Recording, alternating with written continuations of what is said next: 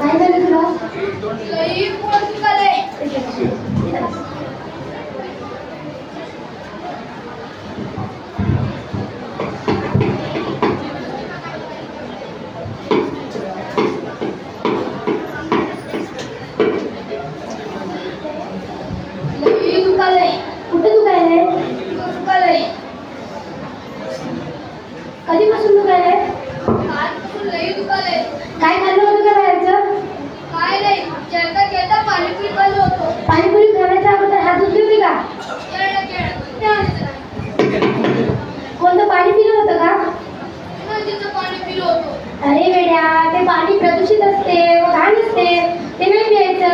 बाहेरचं पण खाल्ल्यामुळे तुझं पोट दुखते. तर ठीक आहे, तुला टॅब्लेट देते मी. ठीक आहे, सकाळ आणि संध्याकाळी घ्यायची. नेक्स्ट.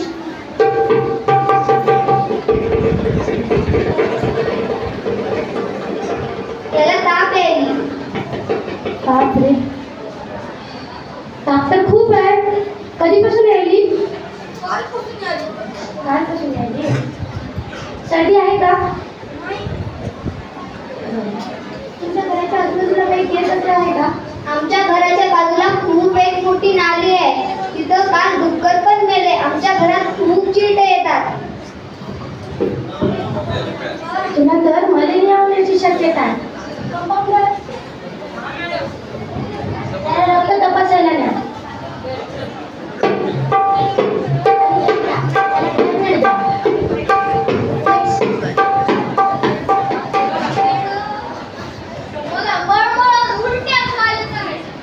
काय खाल्लं होतं? हात धुतले होते का? बरं ठीक आहे. दुसरं काय आजार नाही ना? सकाळी संध्याकाळी यायचं.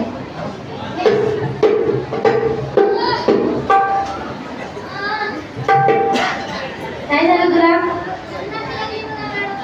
कधीपासून लागली? काय खाल्लं होतं का बाहेरचं? हात धुतले होते?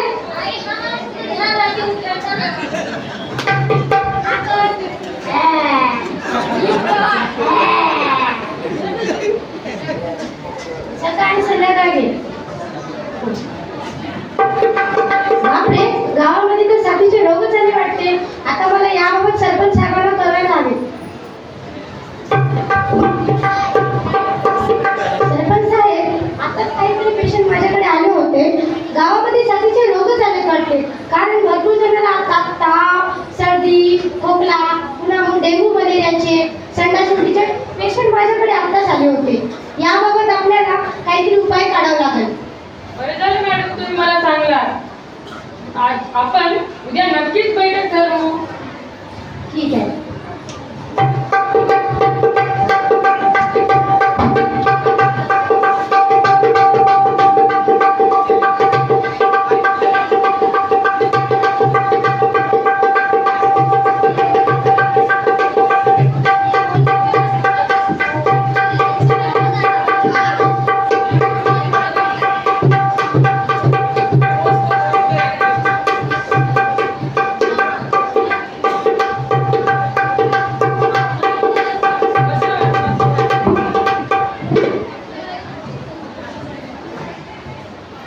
बसा मॅडम, बसा.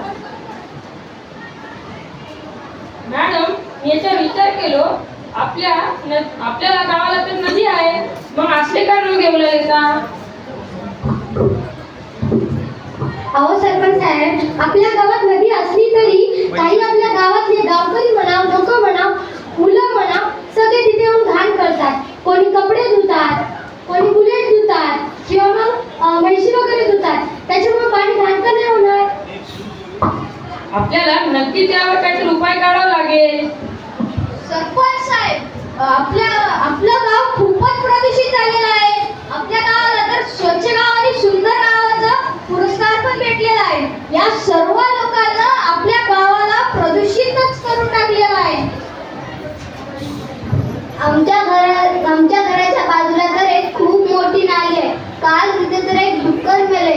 आमच्या घरात खूप चिरटे येतात. कालच म्या दसऱ्याचे कपडे धुवायला नदीकाठी गेलो होतो. तिथे एका माणसाने भूकणात गवलेली म्हैस आणली. एका माणसाने त्याची गाडी धुवायला आणली आणि 4 पोरं हागायला बसले. मी आणि माझा लोक ते पाणी पिला आणि आमच्या दोघांचे बी फोटो दुखायलेत बघा आता. ठीक आहे, मग आपण एक स्वच्छ गाव सुंदर गाव अभियान काढूया. यामध्ये गावकरी, सर्व विद्यार्थी, शाळेतील सर्व शिक्षक यात समाविष्ट असतील. आणि उद्या सकाळी 10 वाजता आपल्या ग्रामपंचायत समोर एक सभा असेल. यामध्ये आपण हे स्वच्छ गाव सुंदर गाव अभियान चालू करूयात. बरोबर, बरोबर.